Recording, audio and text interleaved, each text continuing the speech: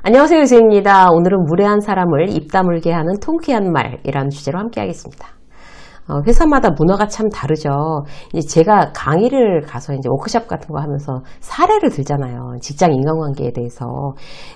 진짜 직장 인간관계에 대한 거는 그야말로 케이스 바이 케이스인 것 같아요. 현실적인 이야기를 같이 하면요. 똑같은 일단 회사라는 직장이라는 것도 똑같은데 너무너무 달라요, 상황이. 어떤 회사는 너무 터프해요. 아무렇지도 않게 무례한 이야기를 하면 더 막 나가는 후배들도 있더라고요. 또 어떤 회사는 또 너무 매너가 또 좋아요. 아주 조심조심. 그야말로 서로를 정말 아주 모르는 손님 다루듯이 그렇게 하는 문화도 있어요. 절대 함부로 얘기하지 않아요. 근데 재미있는 거는요. 매너가 좋은 회사, 그런 회사도 직장 인간관계 때문에 받는 스트레스 지수는 비슷하다는 거예요. 이걸 아주 다양한 회사에서 이제 워크숍을 진행해 보면서 참 느낀 건데요. 왜 그러면 매너가 나쁜 회사, 매너가 좋은 회사가, 스트레스를 동일하게 받느냐. 매너가 좋은 회사에서는요, 아주 작은 일에도 거슬려 해요. 예를 들어서 존댓말을 하는 직장 상사가 짜증을 조금만 내도 막 자존감이 떨어지고 막 우울하다는 거예요. 반면 워낙 거칠어서 진짜 이 회사 뭐 이러냐 이렇게 생각이 드는 회사도 있어요. 너무 거친 회사가 있더라고요. 근데 거기서도 직장 상사가 부하 직원한테 막 이 자식 저 자식 뭐 기본 막 욕하고 막 이런데도 그걸 그냥 그러려니 한대요, 다들.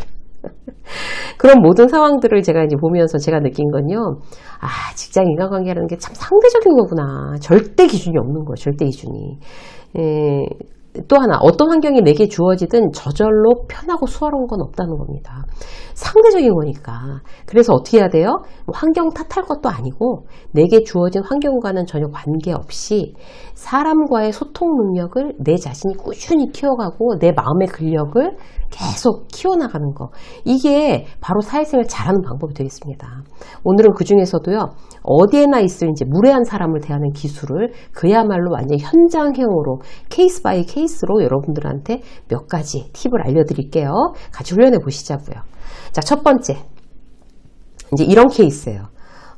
제가 이제 예전에 이제 많이 당했던 케이스인데, 넌 무슨 해병대 출신이야? 목소리는 왜 그렇게 커? 그러니까 자기가 이렇게 이런 언쟁에서 밀렸다, 논리적으로 밀렸다 싶으면, 여자가 좀 조신한 데가 있어야지. 이렇게 얘기하는 선배들 되게 많았어요. 제가 현직에 있을 때만 해도.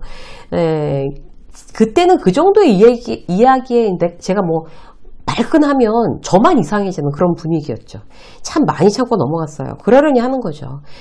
그때 저의 방식은 웬만하면 그냥 무대용으로 넘어가자. 이게 습관이었던 것 같아요. 지금이라면 만약 이제 여러분들이 현직에서 그런 무례한 선배를 맞닥뜨렸다고 하면, 특히 여자 후배들이, 그러면 이제 이런 팁을 드릴 것 같아요. 자, 두 가지 방법이에요. 첫 번째는 이제 그 선배가 저기서 이제 그렇게 얘기했어요. 나한테. 그러면 뭐라고요?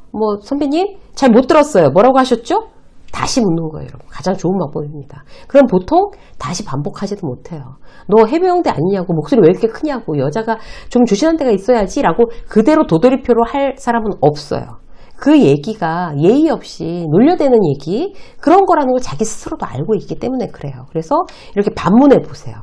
또 하나의 방법은 뭔가 하면, 그렇게 얘기하고 혼자 웃는 거예요. 그 선배가 여자가 조신한 데가 있어야지. 너 해병대 출신이야? 으하하하 자기가 혼자 웃는 거죠. 그러면 이제 이렇게 얘기하는 거예요. 굉장히 건조한 표정으로.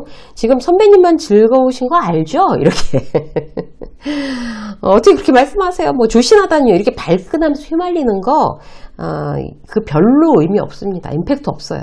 그러니까 한심하다는 듯이 웃으면서 지금 당신만 즐거운 거 알지? 라고 이렇게 얘기하면 상대는 할 말이 없어요. 그야말로 이제 입 다물게 만드는 얘기예요. 왜? 자기가 그렇게 말하면서도 자기가 잘못 얘기하고 있다는 거 알거든요. 웬만하면. 또 이 문장이 응용될 만한 상황 뭘까요? 누가 이제 근거 없는 루머를 들먹거리면서 막 뒷담화할 때 있잖아요. 그때 써도 돼요. 예를 들어서 이제 동료들이랑 휴게실에서 막 커피 마시고 있는데, 김 과장이 A 업체 사장이랑 막 친하대. 어쩐지 이번에 너무 밀더라. 사장이랑 대학 동문이라도 되는 거 아니야? 그러면 안 되는 거 아니야? 이러면서 누가 봐도 참 저 사람은 그냥 저렇게 위험한 얘기를 근거 없이 한다. 그리고 그 친구가 워낙 또 그런 얘기를 하는 스타일이에요. 그러면 뭐라고 해야 돼요? 지금 이제 동기라고 그러면 그럼 지금 너만 신난 거 알지? 너만 재밌는 거 알지? 이렇게 얘기해 주는 거예요. 그러면 입을 다물 수밖에 없죠, 상대는. 자, 또 두 번째 케이스. 누군가를 차출해서 이제 장기 출장을 미국으로 보내야 되는 케이스가 있어요. 대상자를 뽑는데 이제 내가 여자 후배를 추천했어요. 이유를 들어가면서. 이거 예전에 제 현직에 있을 때 진짜 있었던 일이에요. 그랬더니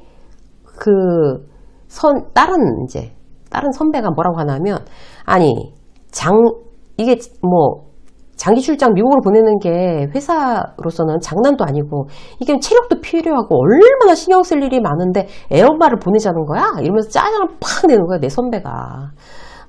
자기 남자 후배 보내고 싶으니까, 자기 부서에 있는 후배를 보내고 싶으니까. 싫어해요, 여러분. 예전에 그런 일이 있었어요. 그때 제가 어떻게 할게요?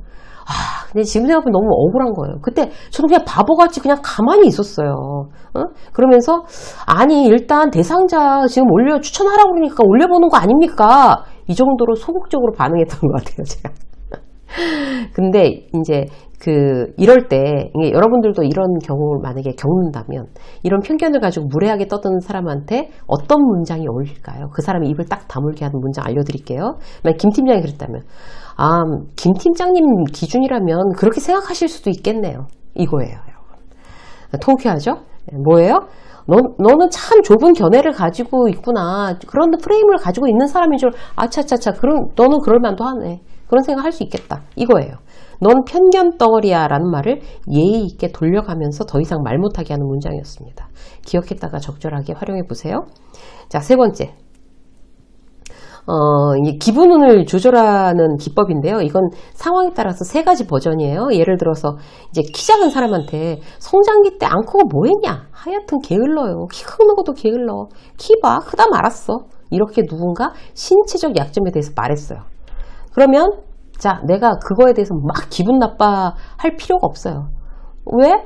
무례한 건 내가 아니고 그 사람이거든요. 그러면 기분 상하지 않고 상대의 입을 정말 그야말로 닥쳐! 이렇게 할 수 있는 방법. 첫 번째, 농담으로 받아치는 거예요. 그래. 좋은 점도 많아. 나는 패딩 사도 그냥 일반 패딩 사도 롱 패딩 돼. 옷값도 별로 안 들어. 이렇게 농담으로 넘어가는 경우. 가장 고수들이 쓰는 방법이에요. 자, 두 번째. 대놓고 네가 잘못한 거야 라는 거를 알려주는 문장으로 대응하셔도 돼요. 딱 듣고 있다가 가만 그 사람을 쳐다보면서 그래서 결론은 그냥 뭐 나 기분 나쁘라는 거야? 이렇게 주는 거죠. 이렇게 얘기하면 상대는 할 말을 잃게 되는 거죠. 굉장히 이렇게 세게 얘기하셔야 돼요. 싸늘한 표정으로. 아셨죠? 자, 세 번째는 그냥 신경 안 쓰고 무시하는 기법도 있어요. 그래 이러고 말아버리는 거예요. 상대는 오히려 무시당했다는 기분이 들어서 의문의 일패가 되는 거예요. 예를 들어서 막 머리를 이렇게 자르고 갔더니 왜 머리를 잘랐어? 이상해. 이렇게 했어요? 그러면은 막 기분 나빠해요? 그렇지 않고 그래.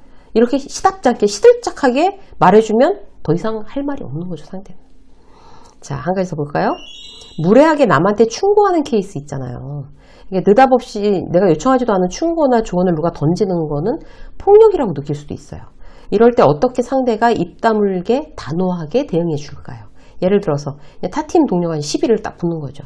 우리 팀한테 막 책임을 떠넘기기에 단호하게 그 팀 팀장, 우리 팀 팀장, 뭐 그 사람 다 참조를 하고 이제 이게 우리 팀 소관이 아니라 니네 팀에서 책임지고 해결해야 하는 문제야. 이걸 갖다가 이제 논리적으로 공개적으로 설명하고 매듭을 딱 졌어요. 근데 그 동료가 그 메일을 본 팀장한테 이제 욕먹은 거죠. 어떻게 일을 하고 다니길래 이제 이렇게 됐냐 이러고 굉장히 질책당했어요. 그런데 그 메일을 뿌린 나를 이제 원수처럼 이제 삼게 된 거예요. 그리고 와서 내가 충고 하나 하겠는데 이러면서 이제 나한테 그 일 처리 방식에 대해서 억지를 부린다고 치자고요. 그럼 뭐라고 해야 될까요? 어떻게 해야지 입을 다물까요? 이제 나는 이 과장, 그 사람 김 과장이라고 쳐요. 그러면 딱 뭐 얘기를 하는데 중간에 그럼 김 과장이 충고할 이야기는 아니지. 나한테 그런 충고할 위치는 아니라고 봐. 이렇게 얘기하는 거. 그럼 뭐라고 그야말로 할 말이 없는 거예요. 단 조심해야 될 건 뭔가 하면 정말 객관적으로 선을 넘는 사람한테만 써먹어야 되는 문장입니다. 아무데나 남발하시면 안 돼요. 그죠? 지난번에 이제 유튜브를 보는데 이제 가수 이효리 씨가 탁재훈 씨가 하는 이제 그 유튜브에 출연한 거예요. 탁재훈 씨가 뭐라고 질문을 했나 하면, 나랑 유재석, 그 다음에 신동엽 중에서, 자, 1, 2, 3위를 먹인다면? 뭐 이런 얘기를 막 물었어요. 이제 농담하는 식으로. 그러니까 이효리 씨가 뭐라고 했냐면, 유재석이랑 신동엽이랑 같이 비교할 급이 되나, 오빠가? 이렇게 얘기한 거예요. 다 뒤집어졌어요. 다 뒤집어졌어. 너무, 그거 듣고 있다가 너무 웃겼어요, 진짜. 너무 정확하게 지적해버리니까 할 말이 없는 거죠. 그러니까 그야말로 탁재훈 씨는 입을 딱 다문 거예요. 할 말이 없는 표정인 거죠. 무슨 얘기인가 하면, 너는 그 충고할 급이 아니야 라고 이야기할 상황인지 아닌지 정확하게 판단하고 나서 그런 말은 써먹어야 된다는 거예요. 그 사람의 위치를 재확인시켜주는 말이잖아요. 근데 그게 객관적으로 거꾸로 이제 내가 무례해질 수도 있어요. 그죠? 그게 정말 객관적인 어떤 그런, 누가 봐도 정말 그런 상황이 아니라면. 몇 가지 이제 무례한 사람을 이제 입 다물게 하는 문장을 예시로 들었는데, 이걸 조심해서 써야 되는 이유는요, 정확한 상황이 아닌데 맞지 않게 함부로 쓰게 되면 내가 무례한 사람이 될 수 있습니다. 그래서 굉장히 조심해서 쓰셔야 돼요. 무례한 사람을 대할 때 제일 중요한 건 뭘까요? 여유예요. 내가 마음의 여유가 있으면 그게 내 생각과 태도를 지배하고 상대를 이기기 쉬워지죠. 마음의 여유는 어떻게 누릴까요? 늘 더 좋은 사람이 되려고 노력하고 공부하고 자신을 성장시킬 때 그런 여유를 누릴 수가 있습니다. 유세미 직장 수업과 함께 성장하고 점점 더 여유 있어지는 여러분이 되시길 응원합니다. 유세미 직장 수업 여기까지 하겠습니다. 고맙습니다.